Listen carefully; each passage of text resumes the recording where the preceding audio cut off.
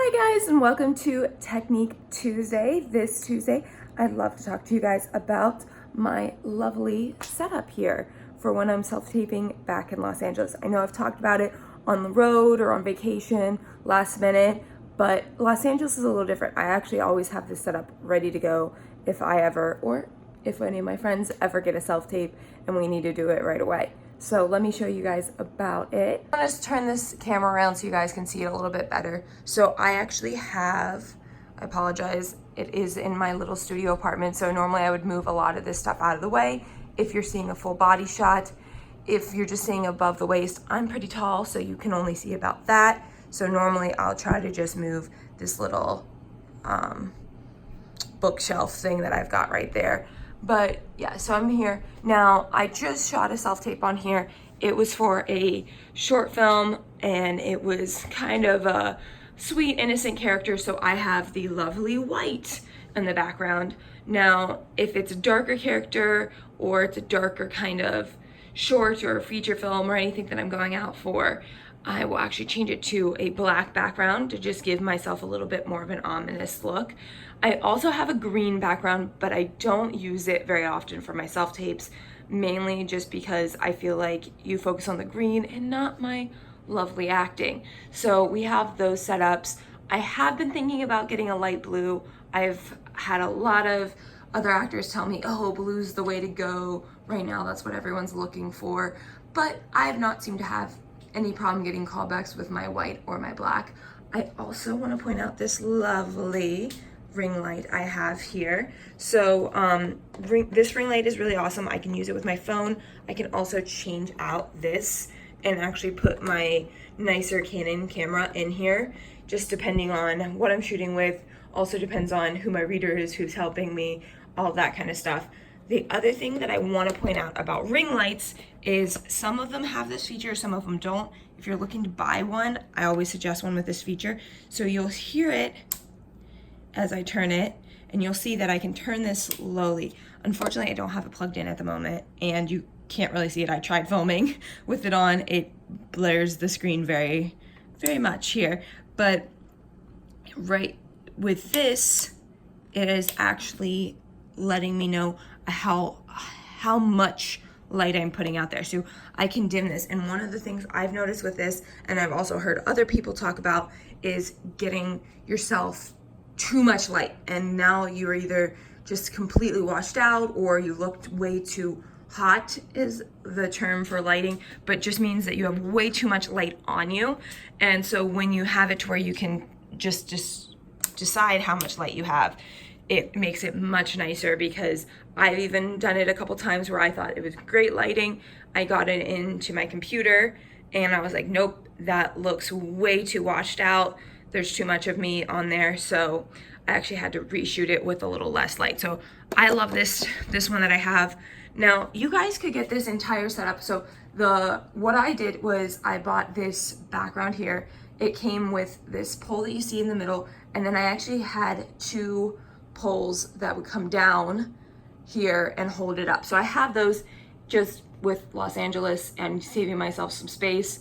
I used some, I think those are just command strip holder things, and put them on the wall. Have not had any problems with them being up there and everything like that. But I used to have it to where there was actually like two poles coming down on either side holding it up, and so I could change it out. But this works just as well.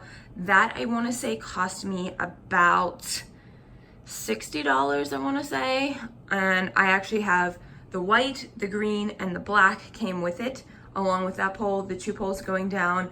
And I had two softbox lighting sets that came with it. So those are great. I love them, but it's just a little easier with the ring light right now, just because they take up a lot of space. And I have a tiny studio apartment. So I have those. That all cost about $60. Now the bigger purchase was this. Now it's a lovely ring light. All this came with it. Unfortunately this did not, but I had this with my other camera setup.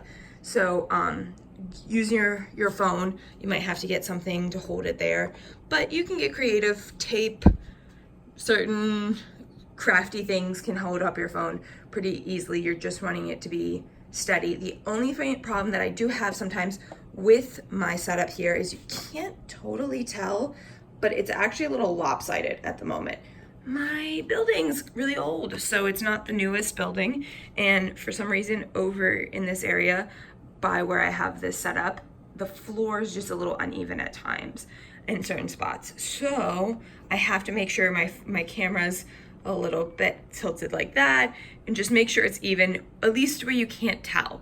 Don't make it to where like they can tell you're somehow lopsided, just because it'll take them away from your acting. But yeah, so I have this actually cost me about $90, though I do have some ring changes into an orange setup, and as I said, it has the dimmer part of it, so that costs a little extra. But I got both of them off of Amazon for about $150, and that is my entire setup. So hopefully some of you guys can see this, decide if that's something you want to do. If I was going to buy another backdrop, I would probably just go to like a Joann Fabrics or something like that and just kind of make my own in the light blue in a very light fabric. Just so you guys know, this is very, very light fabric. There's not much weight to it. You don't want to put too much weight on a bar up in an apartment in Los Angeles or anything like that. So it's just a light fabric, and just putting it up there makes it a little bit easier.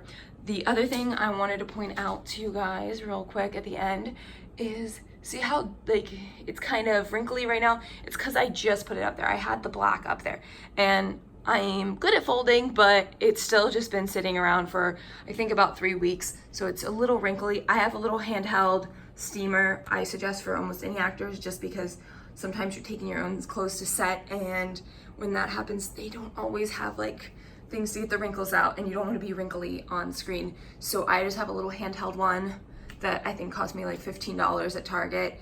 It works really, really well. I would normally, for a bigger project or something that I had a little bit more time, steam that.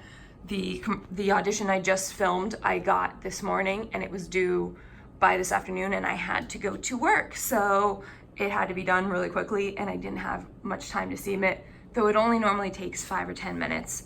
So just know that that is there. You can do that as well. It doesn't take much time, but get a fabric that lets the wrinkles out easily if you're gonna do it that way. But there's a lot of things about this that you can find little tricks around it to save some money here and there. I wish I'd known some of those tricks. I would have probably just bought the pole up here and went to a fabric store and probably saved myself a good amount of money, I would think, on that kind of thing. But yep, that's my setup. Now, if you don't want to do the background, I actually just have a white wall back here. It works just as well. Know that like just a plain wall will help you too.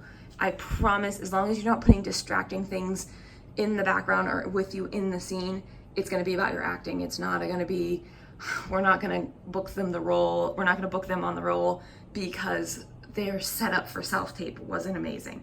So hopefully you guys all found this very nice and welcoming, and hopefully you guys can learn something from this or have any ideas going from it.